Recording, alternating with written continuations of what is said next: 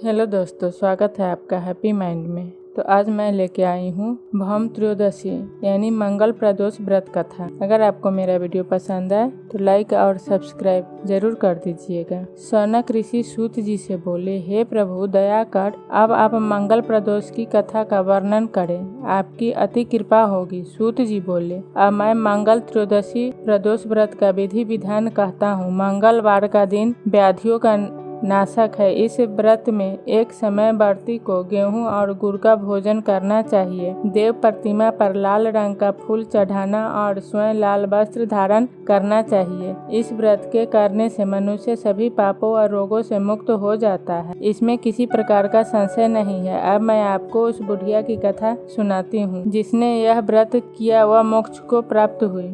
अत्यंत प्राचीन काल की घटना है। एक नगर में एक बुढ़िया रहती थी। उसके मांगलिया नाम का एक पुत्र था। वृद्धा को हनुमान जी पर बड़ी श्रद्धा थी। वह प्रत्येक मंगलवार को हनुमान जी का व्रत रखकर यथाविधि उनका भोग लगाती थी। इसके अलावा मंगलवार को न तो घर लीपती थी और न ही मिट्टी खोदती थी। इसी प्रकार से व्रत रखते हुए जब उसे काफी दिन बीत गए तो हनुमान जी ने सोचा कि चलो आज इस वृद्धा की श्रद्धा की परीक्षा करें। वे साधु वेश बनाकर उसके द्वार पर जा पहुँचे और पुकारा, है कोई हनुमान का भक्त जो हमारी इच्छा पूरी करे। वृद्धा ने यह पुकार सुनी तो बाहर आई और पूछा कि महाराज क्या आज्ञा है। साधु वेशधारी हनुमान जी बोले, मैं बहुत भूखा हूँ, भोजन करूँगा, तू थोड़ी सी जमीन लीप दे। वृद्धा बड़ी दुविधा में पड़ गए। अंत में हाथ जोड़कर प्रार्थना की, हे महाराज, लीपने और मिट्टी खोदने के अतिरिक्त जो काम आप कहें वह मैं करने को तैयार हूँ। साधु ने 3 बार प्रतिज्ञा कराने के बाद कहा, तू अपने बेटे को बुला, मैं उसे अंधा लिटा